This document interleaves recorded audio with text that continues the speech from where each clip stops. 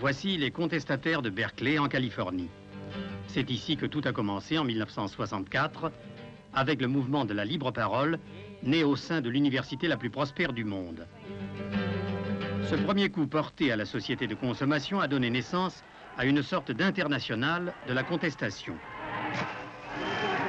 De Tokyo à Londres, de Mexico à Berlin, le mouvement s'est développé avec une extraordinaire rapidité. On peut trouver à ces manifestations disparates des traits communs, le refus de la guerre du Vietnam par exemple. Mais à Saïgon même, une partie de la jeunesse conteste la guerre et une autre partie la négociation. C'est le signe d'un trouble profond. Certains veulent voir dans la révolution culturelle chinoise l'origine véritable de cette flambée qui n'épargna ni l'Est ni l'Ouest. En France, c'est à Nanterre, l'université nouvelle surgit d'un bidonville, que tout a commencé.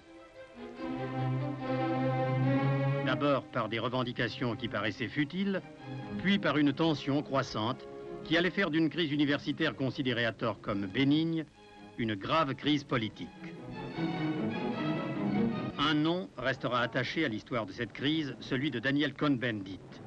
Son interpellation par la police, le bouclage du quadrilatère de la Sorbonne, déclenche des manifestations d'étudiants de plus en plus massives, suivies d'accrochages de plus en plus violents avec la police.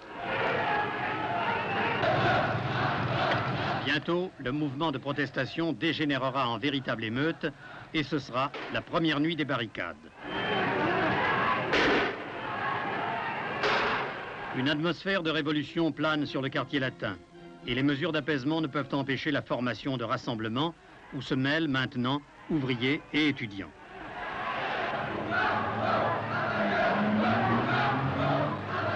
La Sorbonne, évacuée par la police, déclarée autonome par les étudiants, est devenue le théâtre d'une kermesse ininterrompue. Dans les amphithéâtres, des discussions interminables se sont ouvertes sur la réforme des structures universitaires et celle de la société elle-même.